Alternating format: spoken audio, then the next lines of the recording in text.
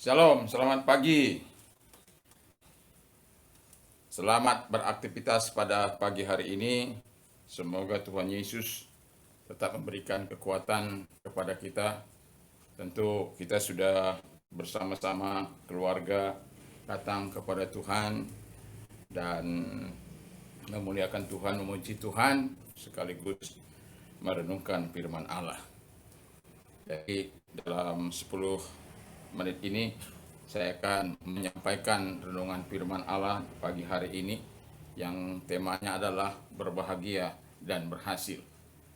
Tentu setiap orang ingin berbahagia dan berhasil. Dan Alkitab mengatakan menurut Mazmur pasal 1 tadi kita baca, berbahagialah orang yang tidak berjalan menurut nasihat orang fasik, yang tidak berdiri di jalan orang berdosa, dan yang tidak duduk dalam kumpulan pencemooh. Tetapi yang kesukaannya ialah Taurat Tuhan, dan yang merenungkan Taurat itu siang dan malam.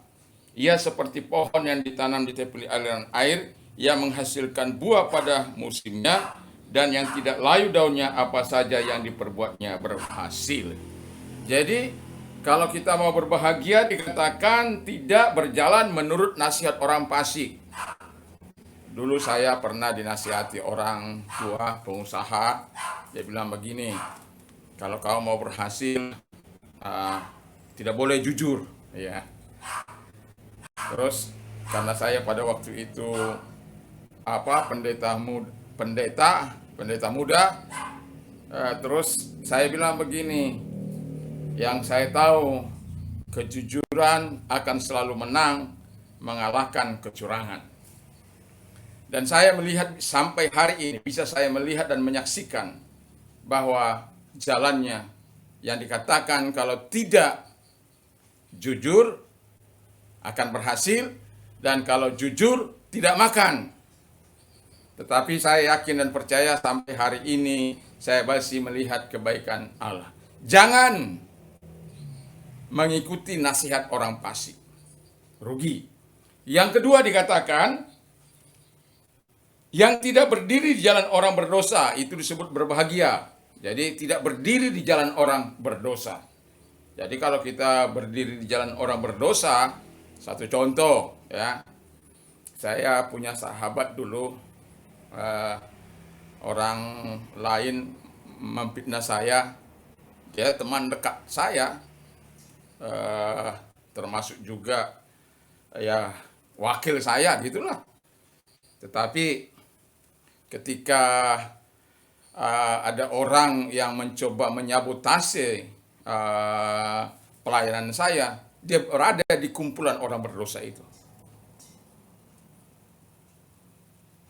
Sampai saya bilang kepadanya, saya pikir engkau teman yang baik. Ternyata engkau menggunting dalam lipatan. Menggunting dalam lipatan itu tidak baik. Dan pada akhirnya, ya saya tetap baikan dengan dia, dan lalu kemudian pindah ke Manado sana, lalu kemudian tidak lama saya mendengar berita Tuhan memanggil dia. Jadi, jangan berdiri di jalan orang berdosa. Lalu yang ketiga dikatakan, tidak duduk dalam kumpulan pencemooh. Jadi kalau ada kumpulan-kumpulan, itu lalu menceritakan aib orang, menceritakan kejelekan orang, menceritakan kebusukan orang, jauhkan diri dari seperti itu. Ada banyak nanti akan kita temukan di kumpulan-kumpulan, ya, remaja kah itu, pemuda kah itu, bahkan kadang-kadang orang tua sekalipun. Yang dibicarakan itu gosip melulu. Semakin gosok, semakin sip. Itu kan gosip. Padahal tidak ada artinya membicarakan orang lain. Tapi kalau kita mau disebut orang berbahagia, ya jangan lakukan itu. Karena berbahagialah orang yang tidak berjalan menurut nasihat orang fasik, yang tidak berdiri di jalan orang berdosa, yang tidak duduk dalam kumpulan pencemooh. Lalu orang yang berbahagia itu yang keempat dikatakan adalah orang yang dikatakan yang menyukai firman Allah. Ya, seperti tadi pagi kami sudah melakukan doa baca firman Allah, lalu renungan pagi ini. Apakah kesukaan kita setelah kita bangun pagi lihat berita, bangun pagi baca koran, atau bangun pagi melakukan aktivitas yang ya kegiatan-kegiatan kita, apa kita mendahuluinya dengan berdoa, lalu menyembah Tuhan, lalu berdoa bersama-sama, lalu membaca firman Tuhan bersama-sama, lalu berdoa bersama-sama? Apakah itu yang kita lakukan? Kalau itu yang kita lakukan, terpujilah Tuhan. Berarti kita betul-betul mempercayai Tuhan sebagai kekuatan kita, sebagai pengharapan kita, sebagai Allah yang kita akui akan membuat perjalanan kita berhasil. Kalau kesukaan kita adalah firman Tuhan, itu sangat luar biasa. Karena how can a young man keep his way pure by living according to your word? Bagaimanakah seorang muda mempertahankan kelakuannya bersih dengan menjaganya sesuai dengan firman Allah? Jadi, kalau orang memiliki firman Allah dalam hidupnya, dia akan memperkatakannya. Jadi, kalau kita berdoa, kita berdasarkan firman Allah itu. Satu contoh. Berserulah kepadaku pada waktu kesesakan, maka aku akan meluputkan engkau. Tuhan, engkau yang berkata, berserulah kepadaku pada waktu kesesakan, aku akan meluputkan engkau. Katakan firman Allah itu. I can do all things through him who give me strength. Segala perkara dapat kutanggung di dalam Dia yang memberikan kekuatan kepadaku. Jadi kalau firman itu memberikan kekuatan kepada kita, perkatakan. Kalau kita mau berdoa, jangan tanpa firman Allah. Berdoalah sesuai dengan apa yang dikatakan. Jadi kalau kita mendoakan orang sakit misalnya, firman Allah karena oleh bilur-bilur Yesus engkau telah sembuh. Jadi oleh bilur-bilurnya engkau telah sembuh. Jadi apapun sakit kita, kalau kita mempercayainya oleh bilur-bilur Yesus engkau telah sembuh, maka itu akan terjadi kepadamu. Perkatakan firman Allah. Karena itu penting. Jadi kita perlu punya firman Allah dalam hidup kita.